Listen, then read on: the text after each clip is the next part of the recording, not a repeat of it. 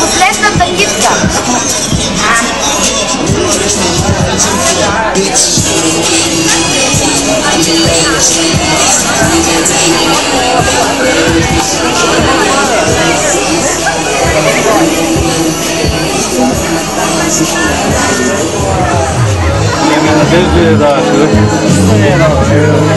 Само, вижте Станислав е уникат. Тук. Само той може да направи това. Добър ден и добре дошли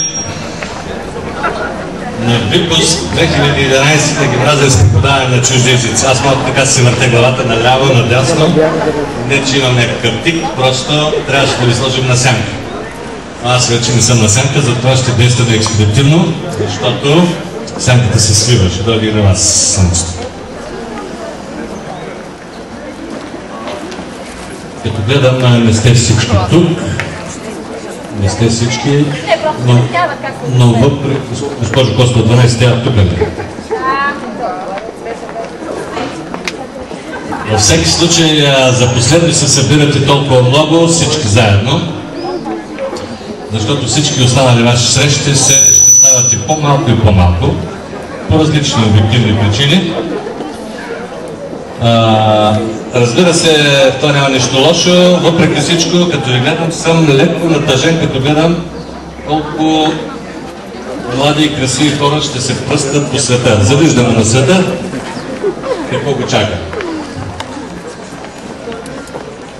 Последната година при нас в гимназията така се случи, че се заредиха много годишни.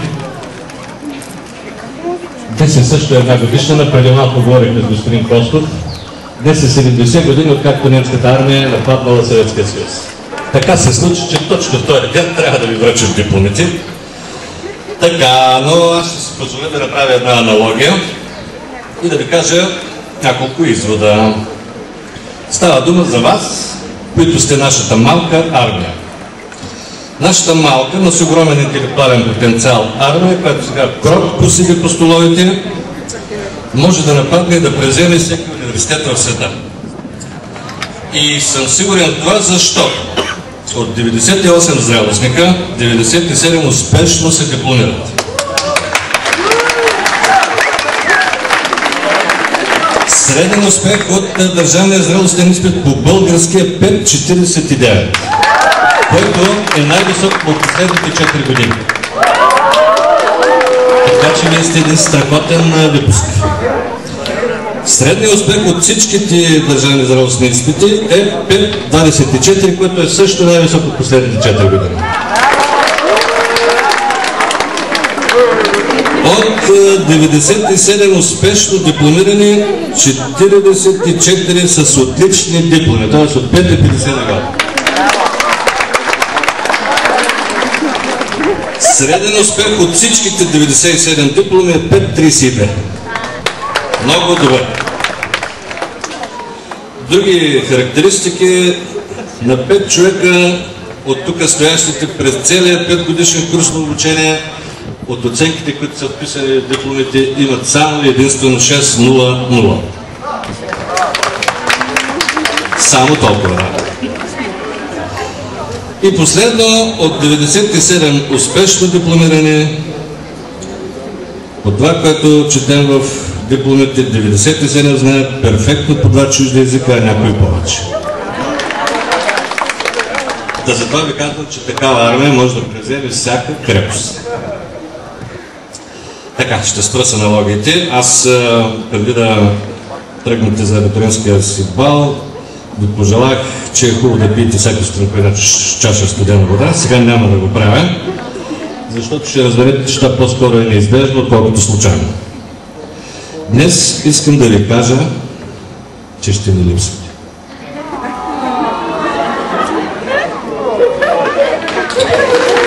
Вие сте страхотни млади хора, с които се гордеем. Гордеем се, че бяхте наши ученици и няма да ви забравим. Предстои ви да разберете, че усилията, които сте полагали тук, не са били напразни. Ще разберете, че е имало смисъл от тежките контролни и класни работи, от рефератите, от съчиненията, от участието в олимпиадите. Предстои ви да разберете, че късметът, който ще ви спогоди, не е случайен, а просто е заработен от вас.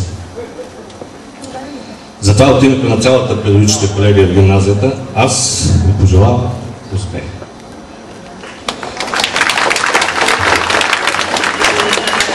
Реализирайте смело мечтите си.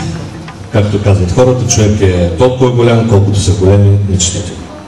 Живейте пълноценно. Живота е низ от малки радости и не ги пропускайте. Уважавайте и не забравяйте вашите родители. Те не са съвършени, но със сигурност са хората, които искрено ви обичат и безскоростно ви обичат.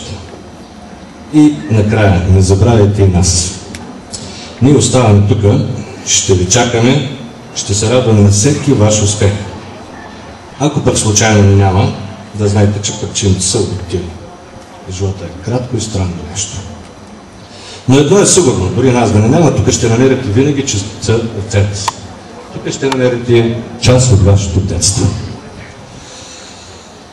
И да спра с напътствията и пожеланията, да започнем съществената част. За мен е огромно удоволствие да обявя тази година отличника на ВИКУС 2011 на гимназия с преподаване на чужди езици. Преди да му кажа името, ще кажа няколко характеристики.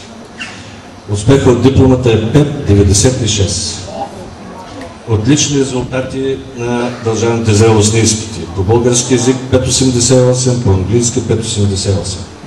С оценки, вписани в дипломата от 9 до 12 клас, само 6,00. Първо място на международния конкурс Млади преводачи през 2010, първо място на Олимпиадата по английски 2011. С удоволствие съобщавам, че това е госпожица Илина Александрова Георгиева.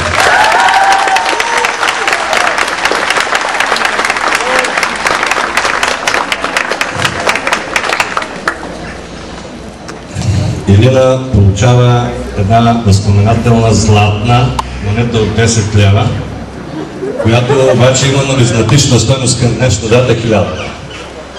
Това е за теб, Илина. Заповядай. Получаваш една книга с грамота.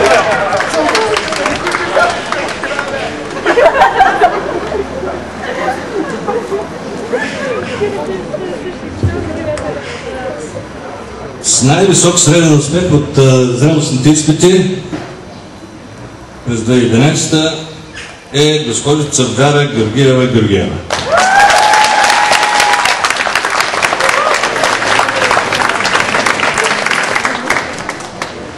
С грамота е награждаваме и книга "Животът е театър".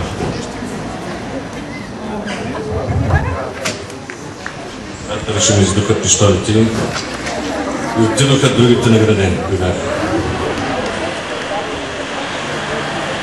Награждаваме с почетна грамота и книга тези от вас, които по всичките предмети от 9 до 12 клас вписани в дипломата имат оценки само 6,00 или на една от тях.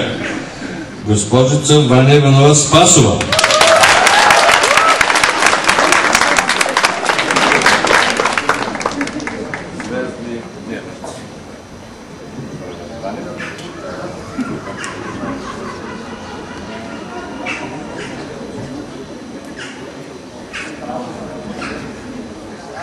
Ваня получава 2 грамоти за класиране в националния кръг на Олимпиадата по български език. Това си говорихме с нея. Но да се върнем пак за 6 на 0 по всички предмети. Госпожица Христина Цанкова-Пантева.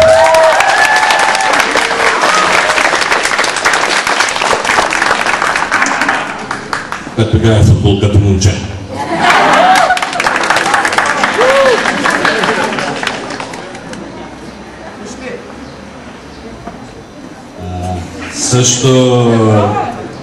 Също грамота и книга по същата причина Катерина Георгиева Пеева.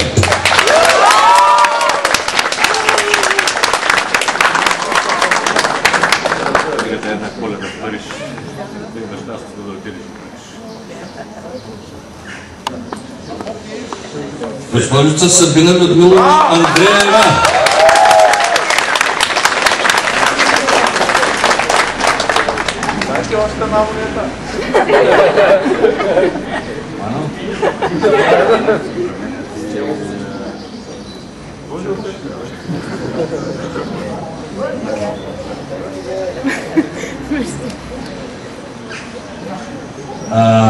И третия човек от тази група е Илина Георгиева, която се получи грамота. Почетна грамота и книга награждаваме за получават класираните на национални кръгове на олимпиадите. Ваня вече се получи грамотата. Госпожица Ивайла Каменова Илиева.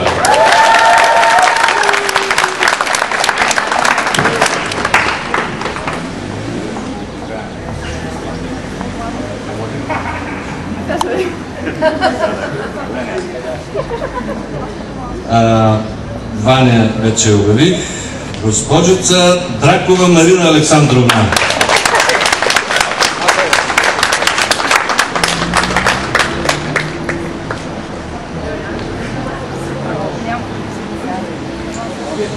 Тази година сме учредили и още едни награди за направили най-малко отсъствие. Няма да е Денис или Кирчуне.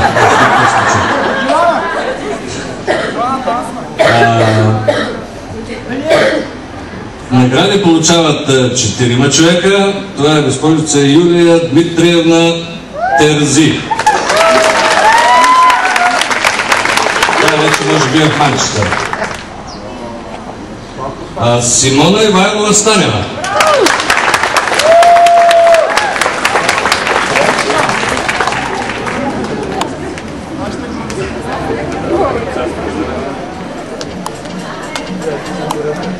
С успех отличен 5,90.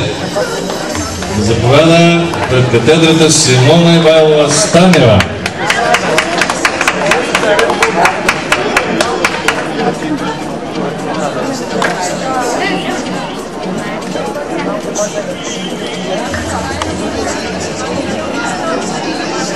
Христина Пантева с успех отличен 5,94. Добрите спортисти са по правило е отличните, който си получи дипломата, уважаеми млади приятели.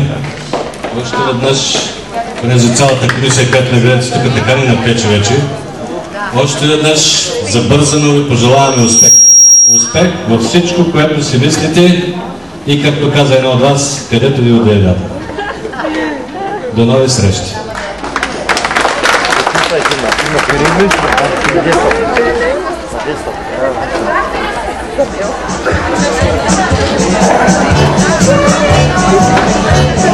Дай.